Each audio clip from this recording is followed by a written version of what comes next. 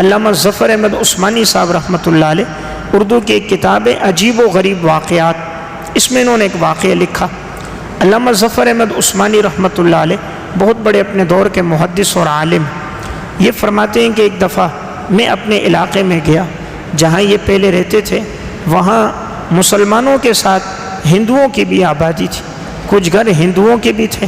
تو ان کو پتہ چلا کہ ایک ہندو جو ان کا بچپن کا ساتھی تھا، جس نے ان کے ساتھ اسکول میں ایک ساتھ پڑھا تھا، پڑوس میں رہا تھا، وہ بہت بیمار ہو گیا، اور لوگوں نے کہا لگتا ہے وہ بالکل مرض الموت میں ہے، شاید چند دنوں میں اس کا انتقال ہو جائے۔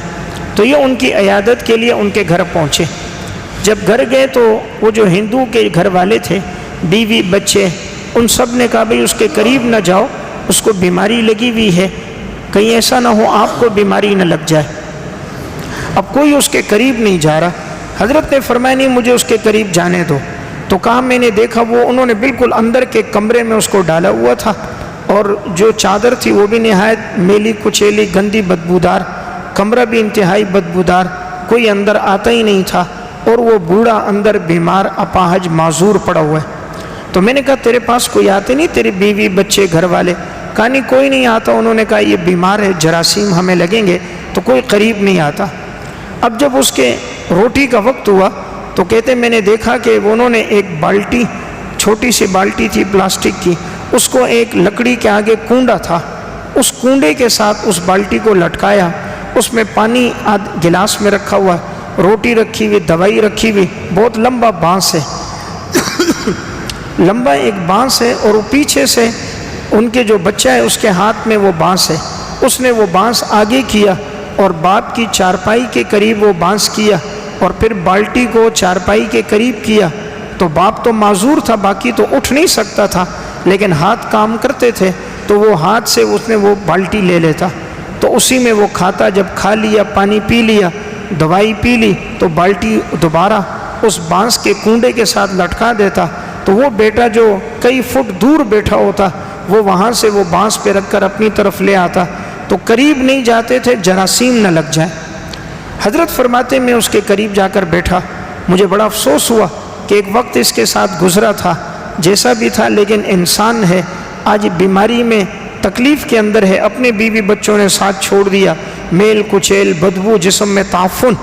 حضرت اس کے قریب بیٹھے، اس کو کھانا کھلایا، پانی پلایا، تو وہ بڑا متاثر ہوا۔ اس نے کہا حضرت آپ کو بیماری لگے گی؟ فرمایا نہیں، بیماری اللہ کے حکم سے ہوتی ہے، اللہ آپ کو صحت دے، تندرستی دے۔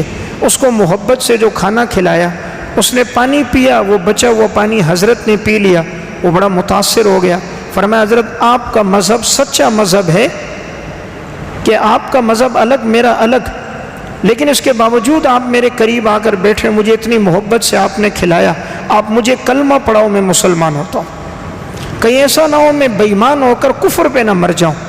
حضرت فرماتے میں نے اس کو کلمہ پڑھایا، وہ ہندو تھا، اسی وقت اس نے میرے سامنے کلمہ پڑھا، مسلمان ہو گیا۔ فرمانے لگا الحمدللہ مجھے خوشی ہو گئی، میں سچے دین پر ابھی دنیا سے جا رہا ہوں۔ حضرت فرماتے میں اٹھ کر باہر نکلا، چند گھنٹے گزرے تھے، خبر ملی کہ اس کا انتقال ہو گیا۔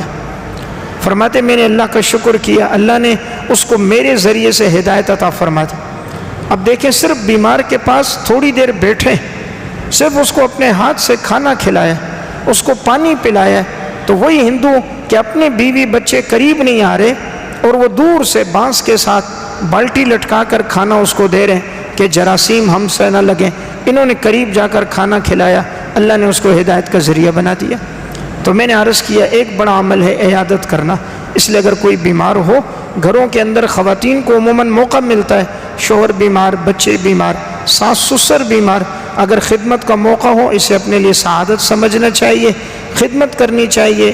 بیمار کے دل سے دعا نکلتی ہے، اور وہی دعا انسان کو بلندیاں اور عروج عطا کرتی ہیں۔